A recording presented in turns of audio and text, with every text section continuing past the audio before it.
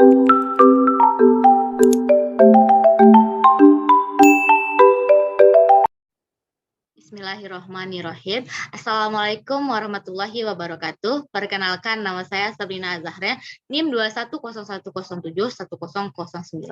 Saya berasal dari kelas 2A D3 Akuntansi. Baiklah, saya akan menjelaskan tentang operasional tabungan. Yang pertama yaitu kita akan membahas pengertian tabungan itu tersebut. Menurut Undang-Undang Perbankan Nomor 10 Tahun 1998, yaitu tabungan merupakan simpanan yang penarikannya hanya dapat dilakukan menurut syarat-syarat tertentu yang disepakati, tetapi tidak ditarik dengan cek, bilet giro, dan alat lainnya yang dipersamakan dengan itu. Selanjutnya kita membahas tentang tujuan menabung tersebut, yaitu terdapat dua tujuan. Yang pertama untuk menyisihkan sebagian hasil pendapatan nasabah untuk dikumpulkan sebagai cadangan hari masa depan. Dan yang kedua yaitu sebagai alat untuk melakukan transaksi bisnis atau usaha individu atau kelompok. Selanjutnya yaitu setelah kita mengetahui tujuan dan pengertiannya, tentu kita bertanya-tanya apa sih manfaatnya kita sebagai nasabah memiliki tabungan. Yang pertama yaitu kebutuhan dana darurat. Di sini menabung merupakan hal yang wajib atau harus kita laksanakan karena di masa yang akan datang pasti kita tidak akan mengetahui apa saja dana darurat yang akan kita keluarkan. Maka dari itu kita harus memiliki cadangan dana dan memiliki tabungan. Selanjutnya yaitu kebutuhan tak terduga di masa depan. Di era globalisasi ini pasti dunia pasti makin berkembang. Dengan hal itu banyak juga kebutuhan-kebutuhan kita di masa yang akan datang yang tidak kita ketahui dari sekarang. Maka dari itu kita persiapkan uang kita dari sekarang. Selanjutnya yang terakhir yaitu kebutuhan finansial. Pasti akan berkembang dari masa ke masa. Dengan itu, maka kebutuhan finansial juga tidak akan sama dengan yang sekarang. Kebutuhan finansial di masa yang akan datang pasti lebih banyak membutuhkan biaya. Dengan adanya itu, kita harus memiliki buku tabungan tersebut.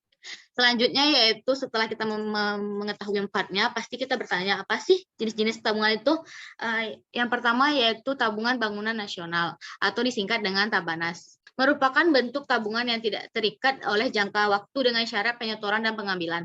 Tabanas disebut juga yang pertama atau Tabanas juga terdiri dari beberapa kelompok, yaitu yang pertama yaitu Tabanas umum, yaitu Tabanas yang berlaku bagi perorangan yang dilaksanakan secara sendiri-sendiri oleh penabung yang bersangkutan.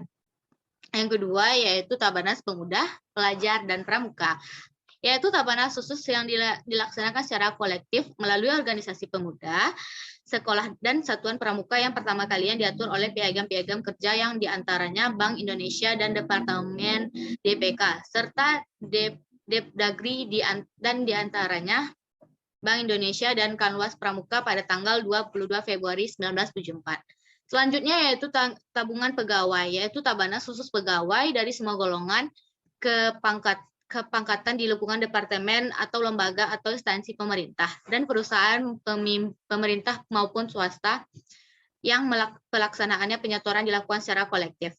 Selanjutnya itu tabungan asuransi berjangka atau TASKA. Merupakan bentuk tabungan yang dikaitkan dengan asuransi jiwa yang pertama kali diatur pada tahun 1971. Selanjutnya yaitu yang ketiga yaitu tabungan ongkos naik haji atau ONH. Merupakan setoran ongkos naik haji atas nama calon jemaah haji untuk setiap musim haji yang bersangkutan. Besarnya setoran di muka berdasarkan prinsip diskonto untuk setiap musim haji. Diterapkan pertama kali oleh Kepres pada tahun 1969.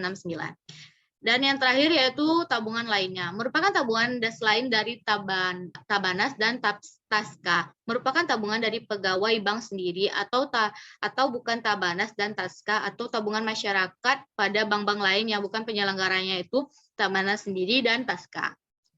Selanjutnya kita akan membahas sistem operasional buku tabungan. Yang pertama, pembukaan tabungan itu sendiri. Yang kedua yaitu penyetoran tabungan dan yang terakhir penarikan tabungan. Baiklah, yang pertama kita akan membahas tentang pembukaan buku tabungan sendiri. Yang pertama pasti kita akan memilih di bank apa kita akan menabung atau di bank apa kita akan menyimpan duit kita. Setelah kita menentukan bank mana kita tentukan, kemudian kita datang ke sana dan mengisi formulir pendaftaran pembukaan rekening baru. Setelah kita mengisi daftar formulir dan membawa persyaratannya, kita berikan kepada customer service atau sebagai pelengkap persyaratan tersebut dengan persetujuan customer service tersebut.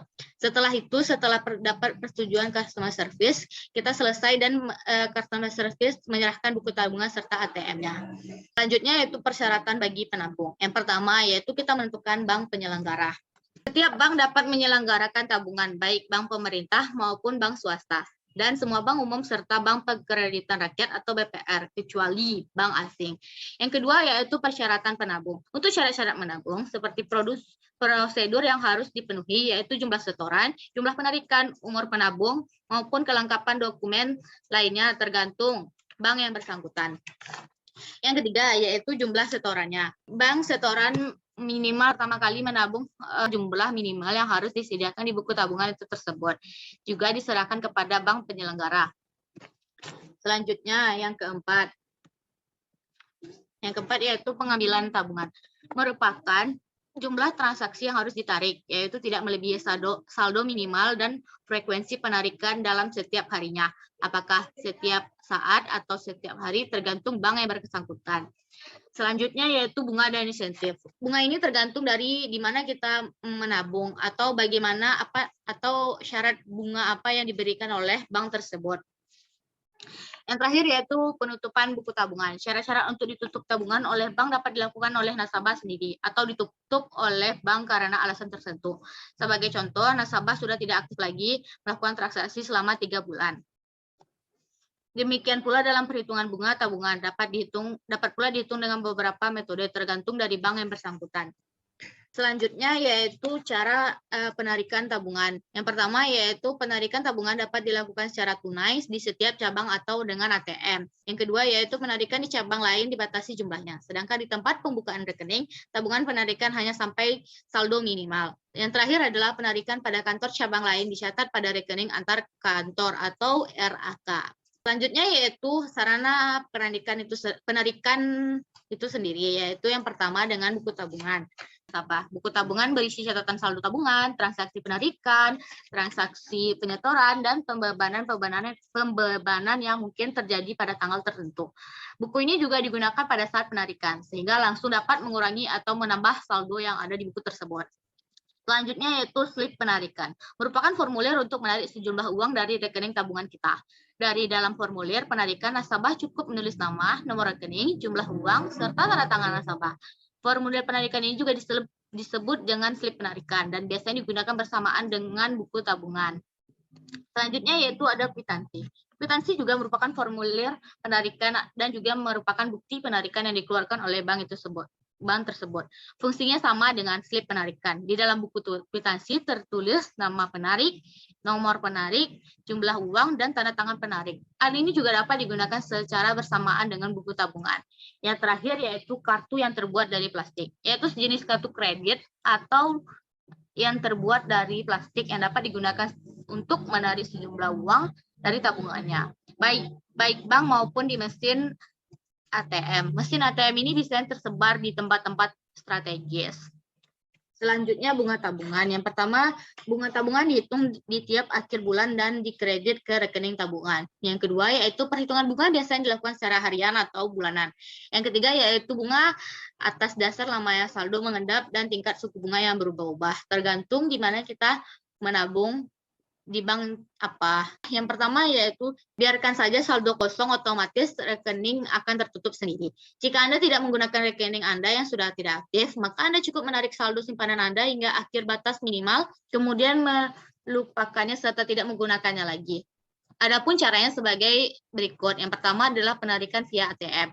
Tarik saldo hingga tidak dapat diambil lagi. Selanjutnya yaitu penarikan di teller. Ambil hingga batas minimum dengan ketentuan tabungan tersebut. Dengan cara yang pertama, nasabah memberitahukan atas penutupan rekening tersebut.